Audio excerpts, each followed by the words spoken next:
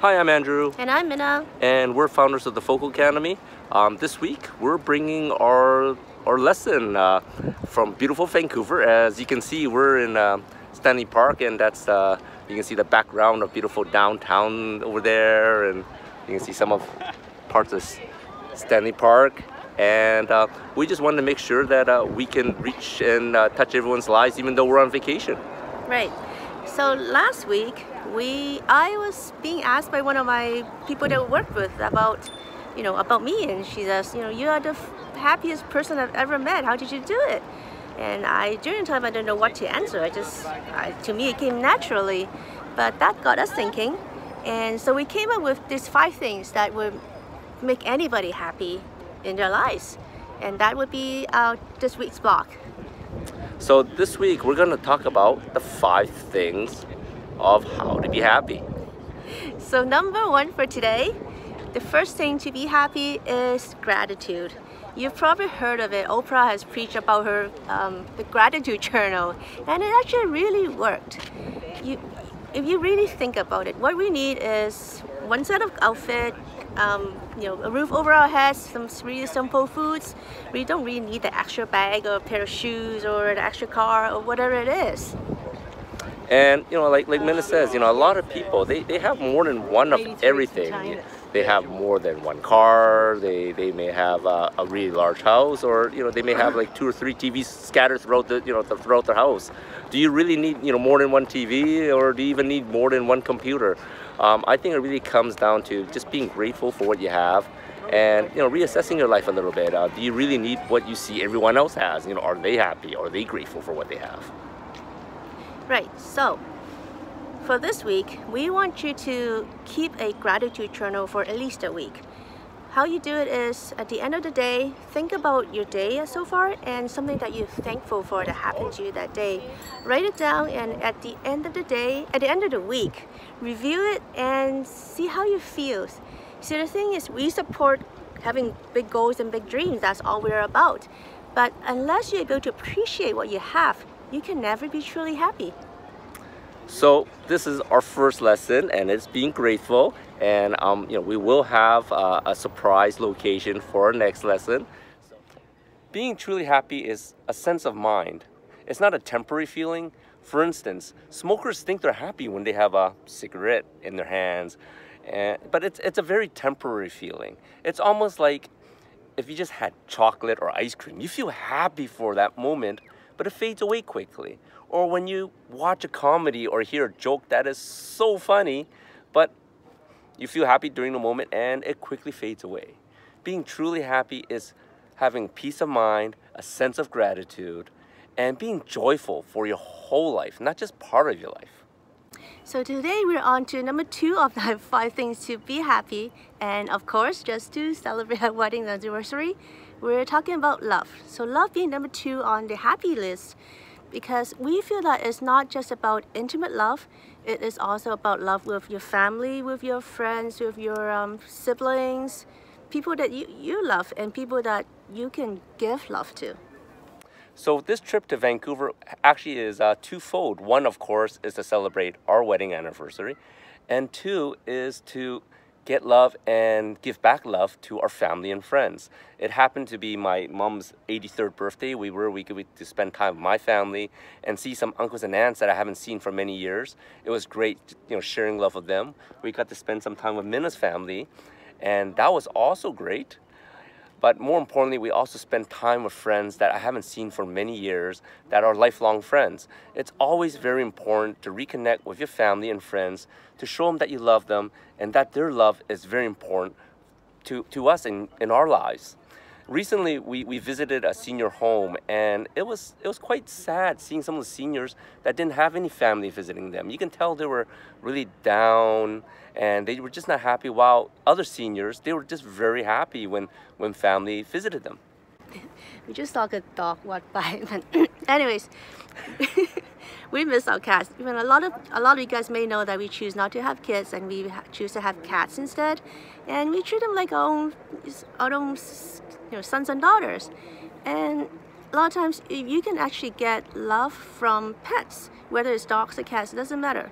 What you have to do for any kind of pets is that you have to give them your love first, and they will return their love to you 10 times more. We chose to talk about being happy because we are seeing more and more people that are unhappy or depressed. Recently, we heard about a lot of celebrities, actually 2 celebrities, that committed suicide because of depression. And we're seeing more and more kids nowadays growing up through school that are getting depressed also. Some people blame Facebook for this social phenomenon because, well, we tend to only post good things. You know, good food, good friends, celebrations on Facebook. Most people don't put their issues and problems they face on Facebook. Therefore, when we see these posts, we think everyone else has a perfect life. They have a much better life than we do. But the truth is, everyone has problems. Everyone has issues they need to face. We often have negative self-talk, whether we're aware of it or not. We're not as good as someone else. We don't get what they get. We don't get what we want. How come so-and-so looks so happy and I feel so miserable? To counter the negative self-talk and all the negativity that you bring upon yourself, here's our 3rd thing on how to be happy, and that is growth. Growth is the process of learning to do something better, to learn something new, to develop a new skill, a new experience. Growth can also be a failure to which you can learn on. I don't know any successful people who have not had any massive failures. What we do is to learn and grow from our mistakes so that we become better at what we do. When you grow a plant, whether it is flowers or fruit or some other plant, what happens when it stops growing? It dies, right? Same thing with you. When you stop growing, when you stop learning, developing yourself as a person, you will feel that your life is slowly drifting away and dying also. So we feel that growth is essential for your ultimate fulfillment in yourself. Having growth will give you joy. You'll feel more satisfied and happy. We believe that to be truly happy, you must have a hobby. And this hobby may be something like painting, drawing, baking, reading, knitting, quilting, building those tiny little boats into those little glass bottles, whatever. Or your hobby could be more like serving the community, fostering pets, volunteer work, or for some, their work could be their passion. We just came back from Canada, so we'll use a Canadian musician as an example. David Foster, a 16-time Grammys winner, a music producer, composer, songwriter, and arranger, is considered one of the most successful music producers in Canadian history. He has discovered and produced records for famous singers such as Michael Bublé, Josh Groban, and Charlize. During one of his interviews, the question that was asked to him was, "What do you do on your weekends?" And his answer was this: "You know, on a nice, quiet Saturday morning, when no one else is around and everything is peaceful, there's no other place I want to be other than my recording studio, making my favorite music." Well, that's passion. That's when you truly love your work and your love is your hobby. See, when I was young, I was somewhat of a musical prodigy, if I could say that myself. I was really good with the piano, but as I progressed to higher levels, I faced some real challenges with some of the classical masterpieces because my fingers are exceptionally short for a piano player. Now, as a kid, my grandmother would tell me that if I keep stretching my fingers, that would get longer. So I had, I can have a successful career as a pianist. I'm sure she was just saying that to make me feel better and keep my hopes up. But I truly see that my short fingers is a roadblock to being a professional musician. So every day I stretched my fingers. I kept at it for many, many years until eventually I just gave up. When I graduated from high school and I had to choose what degree I'm going to choose, my own parents discouraged me from pursuing music as my major, as my career. In their eyes, I would never make it as a concert pianist myself because of my fingers. So the lesson is this. I tell myself the story about myself that I will never be a successful musician because of my short fingers. And I lived with that story for a very, very long time. I mean, I lived with that story since I was 18 years old. And it sounds like a pretty solid story because I really have not seen another professional pianist who has short fingers until last year. I came across a Tim Ferriss blog which interviewed this guy. He's a concert pianist, and what makes him special, unique, and makes me feel so embarrassed inside that I gave up music is this guy. His name is Nicholas McCaffrey, if you want to go look him up in YouTube. What makes him truly special is that he only has one arm. He was born without a right arm, and like me, he was told that he could never be a concert pianist. But unlike me, he told himself a different story. He told himself that he can be a concert pianist if he wants to. So he pursued his dream. He went to Royal College of Music and became a concert pianist. So what does that tell you? That I gave up too easily? Yeah, I know that. Where I failed is that I didn't have the gratitude that I was born with, a musical gift, but rather I focused on what I perceived as a roadblock. At least I have two hands, but I told myself I couldn't do it, so I didn't. So I asked myself a really hard question. Do I still want to pursue my music career at this point? And I had to really think deep about that. And eventually, I believe that this is about growth. The reason why I enjoy music is to bring peace to the people. I like to bring a sense of joy and tranquility to my listeners. So now, rather than pursuing my musical career, this is what we do now. We try to bring peace and joy to this world through our teachings. Music is still my hobby, and is a hobby that I'll keep for the rest of my life. So what about you? What is your hobby? When are you, when you're alone, when you're alone in a quiet Saturday morning with nothing else to do, what do you choose to do? If you came up with nothing, think about what you used to do as a kid and figure out what your hobbies are. And really start scheduling some time to do things that, for your hobbies, because I think they are so important. This week, we talked about the 5 things that are essential to your happiness. We started off by talking about gratitude, to be grateful of what you have and who you are. And then we talked about love, to love someone and to have someone to love you back. On day 3, we talked about growth, our drive to excel, to be better today than yesterday, to defy the status quo. Yesterday, we talked about having a hobby, to have something that you enjoy doing, something that you would choose to do, not what you have to do. Today, to wrap things up, our last point to our 5 days to happiness is health. We talk about health all the time. In fact, we have an online video series developed just on helping you get healthy. That program is free, and all you have to do is click on the link below and you get free access to it when you sign up. We truly believe that health is probably the most important thing that will make you happy. I was born with pretty severe eczema, and as it actually made my childhood really miserable. I had rashes on my elbows, arms, knuckles, back of my ear, my neck, and all over my legs. I was embarrassed of my skin condition, so I tended to always wear long sleeves whenever I can. And that didn't work when I went swimming. One time, I went to a swimming pool and the lady came up and asked me to stay out of the pool because she thought I'm contagious.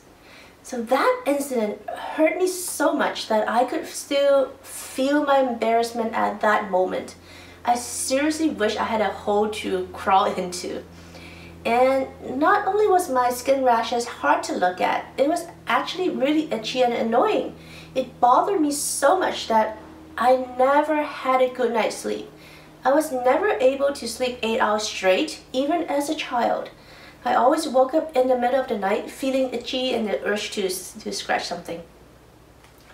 Health conditions may be something you're born with, like Minna, or maybe due to a traumatic event, like a car accident, like mine.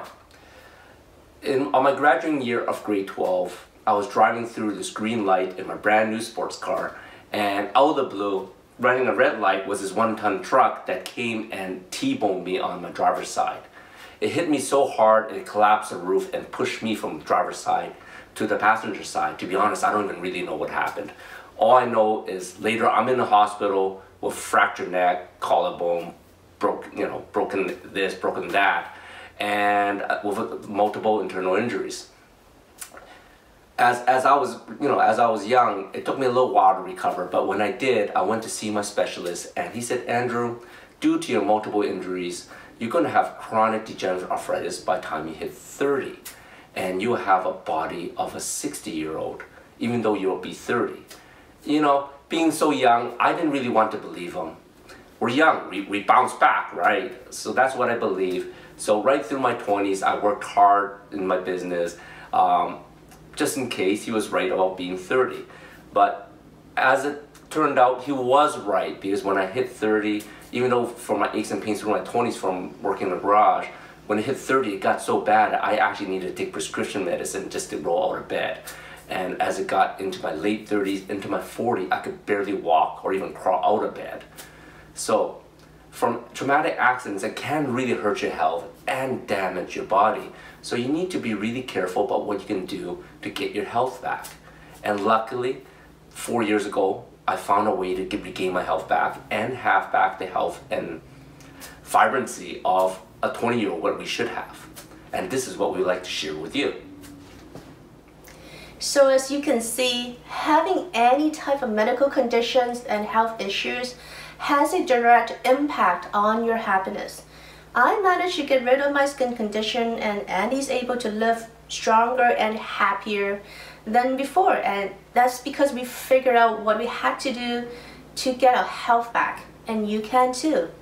Now before we wrap up, I wanted to show you a way to instantly make you just a tad bit happier that will instantly lift your spirits. When you're feeling down, lonely, sad, hurt, depressed, try this. Just smile. Put a big smile on your face, as big as you possibly can, and you will instantly feel better, happier, just a little bit more cheerful. And here's how this works. Your physiology can affect your psychology. When you sit up straight, you feel more confident. When you flex your arms, you feel stronger. When you smile, you feel happier. I know you often think that it's the other way around. When you're happy, you smile. But it also works, the other way. You smile, it makes you happier. This is a success principle called act as if, and it works extremely well. So act as if you're happy, put a smile on your face, and you will be happier. So this free program below, we called it Why Are We Aging Faster Than Our Grandparents? This is a free 3-part video series where we talked about the reasons why nowadays we're aging so much faster than our grandparents ever did before, and how we can potentially reverse that process. So make sure you sign up for it and you get free access from it below. If you like this video, make sure you share this with your friends and family using the Facebook link. We'd love to see your comments as well. Just go ahead and leave us a quick note below so we know whether you like this vlog or not. Until next time, love what you live and live what you love.